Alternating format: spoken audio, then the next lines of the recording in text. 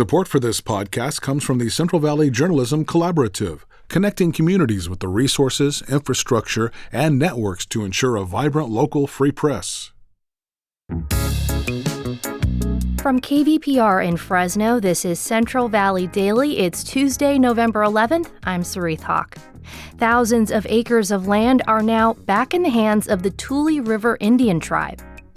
For many tribes, a connection to their homeland and a connection to the condition of that homeland is a crucial part of their culture. We'll learn more about what's behind this effort known as the Land Back movement, but first, these headlines. Governor Gavin Newsom has pardoned a Fresno businessman being held in ICE custody.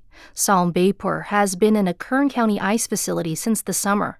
He was detained by immigration agents during a routine immigration check-in over a crime committed 25 years ago. Baipur's detainment has led to calls for his release from Fresno leaders and other business leaders. The pardon by Newsom may help his case once he goes before a judge. Newsom said Baipur has provided evidence he is living a, quote, upright life. California Attorney General Rob Bonta and nearly 24 other state AGs on Monday announced a new legal fight over the Supplemental Nutrition Assistance Program. It's a motion for a temporary restraining order challenging the U.S. Department of Agriculture's directive that states stop issuing full November SNAP benefits. We're asking the court to block Saturday night's guidance and immediately make full SNAP benefits available. Americans shouldn't have to wait one day more. The Department of Agriculture says it shouldn't be forced to use certain funds for SNAP because they might be needed elsewhere. Meanwhile, the Trump administration is asking the Supreme Court to keep full food aid payments on hold. The justices are expected to decide late today. The administration's appeal to the High Court comes despite new efforts to end the federal shutdown, which would render the issue moot. A committee overseeing the renewal of a major tax measure in Fresno County is out with a breakdown of how the measure would fund local infrastructure. KVPR's Crescencio Rodriguez Delgado has these details. Measure C is a half-cent sales tax that Fresno County residents pay into. It's up for renewal next year before it expires in 2027. Since it was first approved more than 3 decades ago, Measure C has generated $10 billion for county projects, so county leaders are eager to keep the tax in place. Last week, the Measure C Steering Committee released a breakdown of what the measure would fund. 65% of the funds would go toward fixing existing streets and roads, 25% would go toward public transit projects, and the rest would cover innovative projects and administration of the funds. The funding recommendation will go up for a vote by the Fresno Council of Governments later this month, and the final proposition will go before voters next November. For KVPR News, I'm Crescencio Rodriguez Delgado. A new analysis by the San Francisco Chronicle reveals new data about the passage of Prop 50.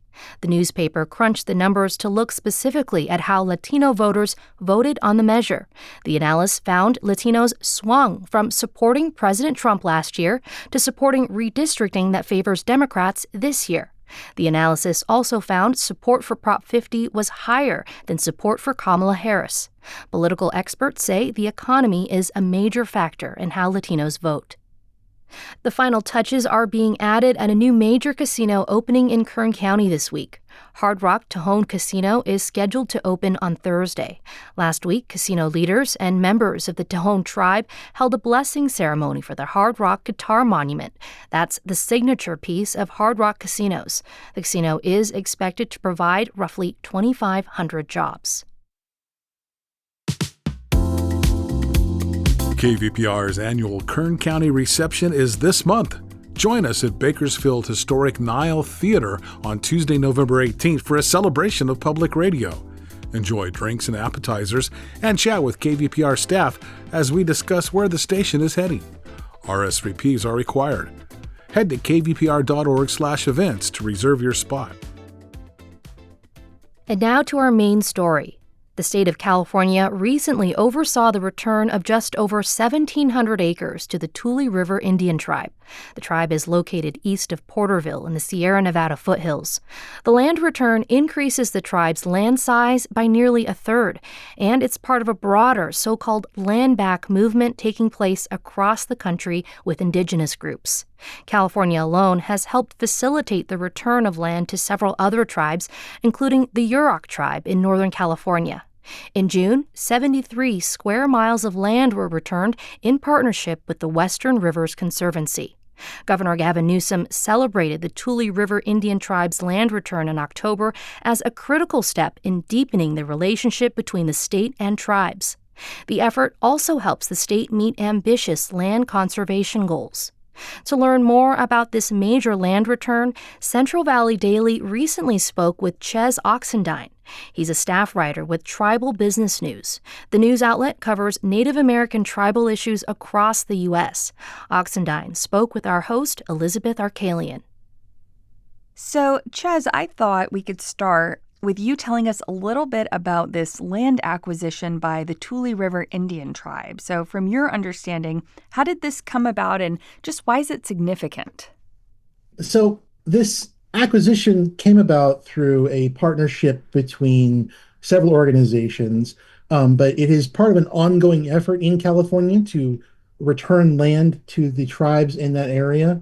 That comes from a multitude of reasons, both tribal sovereignty being respected, but also conservation concerns that have just led to this really concerted effort, in particular in California, but really across the country, to return lands to tribes.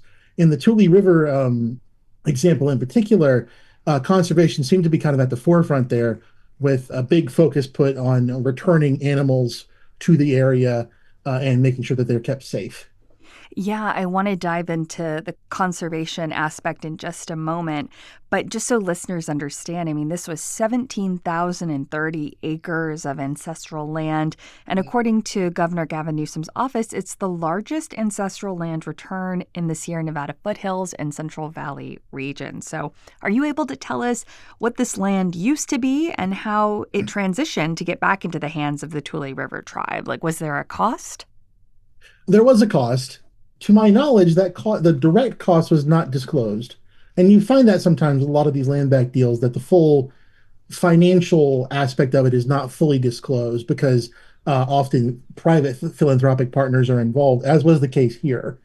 This was in partnership with several state agencies, including a program under the California state government itself, a conservancy, and then some private foundational partners that brought it all together to be funded. As you said, it's over 17,000 acres. And kind of a general rule of land back is once you get past 4 digits, you're in historic territory at that point. There's not many land transfers, at least that I've covered. And I should say that I've been covering for this for about 5 years. That's one of the biggest ones I've seen. 17,000 is a very large number for this kind of thing. Most of them are very small, 100 to maybe 1,000 acres transfers usually. You know, I want to dig into this sort of land back movement that you've referenced because it's actually pretty large and it's happening in a lot of places. And here in California, the state's helping fund other land returns across the state, right? So can you just talk about how some of those other projects are happening? Absolutely. One of the biggest ones is also one of the largest transfers in the country. And that was earlier this year in June. The Yurok tribe over near the Klamath River announced that they acquired 47,000 acres along the Klamath River. It's about 73 square miles of land. That, where the financials were disclosed, was a $56 million deal. And that was, again, a conservation-driven project. A big partner in that project was the Western Rivers Conservancy. And you will find frequently that conservancies are kind of the driving partners. There's the tribes themselves, of course, leading and maneuvering these efforts. And then these conservancies are often, I don't know if bankrolling is quite the right word, but certainly playing a part in the financing of these projects. So circling back to the return of the land to the Tule River tribe, the chairman of the tribe released a statement and said that the return of their land deepens environmental stewardship. Speaking of conservation and how important that is, can you explain what he means by that term, environmental stewardship for the tribe? Yes. So For many tribes, and it's impossible to say for all tribes because, they're not a monolith, but for many tribes, a connection to their homeland and a connection to the condition of that homeland is a crucial part of their culture. I think that's a fairly commonplace thread between a lot of tribal communities, is that home is land, right? And so the condition of that land is important. And so you will find, as part of many tribes' mission toward their communities, that environmentalism is a major part of it. With respect to that, under the previous administration federally, under the current administration in California in particular, but again across the country, you find that often tribes are looked to either outright taking over stewardship of a given piece of land, or co-stewardship or co-management, in order to include both protections against development of that land through legal means, but also implementing traditional ecological knowledge that those tribes may have cultivated over years and years and years of taking care of the land themselves in stewarding it going forward.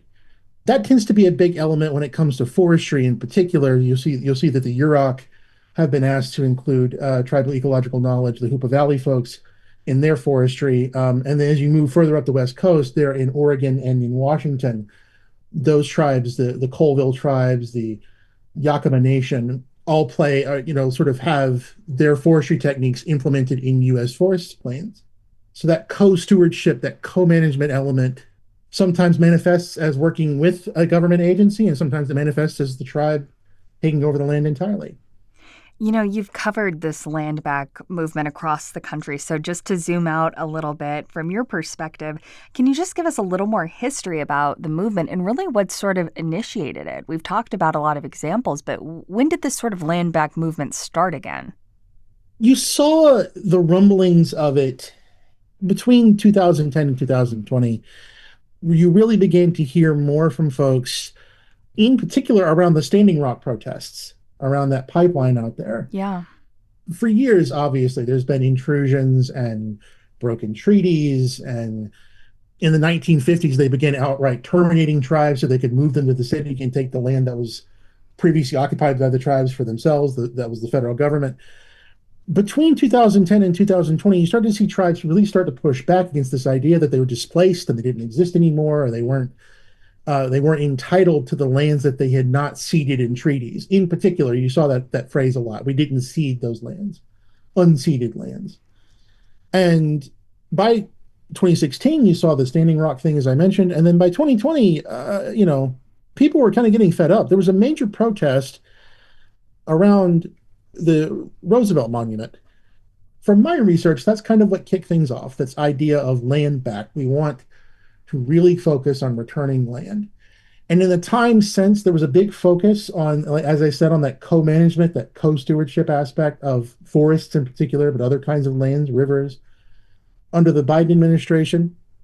And even as we have moved into the Trump administration, you've heard about trying to maintain more positive relationships with the tribes. And part of that is, where you can, allowing them to either buy back lands on their own. Conservancies have helped them buy back lands. Some people have made private gifts of lands that once belonged to tribes.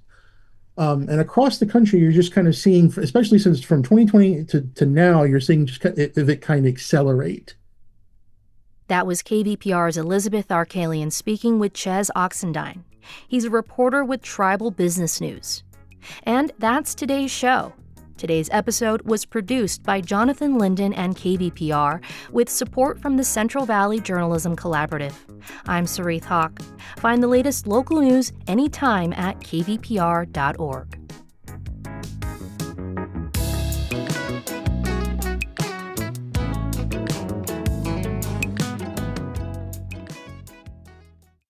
Sources and methods, the crown jewels of the intelligence community. Shorthand for how do we know what's real? Who told us? If you have those answers, you're on the inside, and NPR wants to bring you there. From the Pentagon to the State Department to spy agencies, listen to understand what's really happening and what it means for you. Sources and Methods, the new national security podcast from NPR.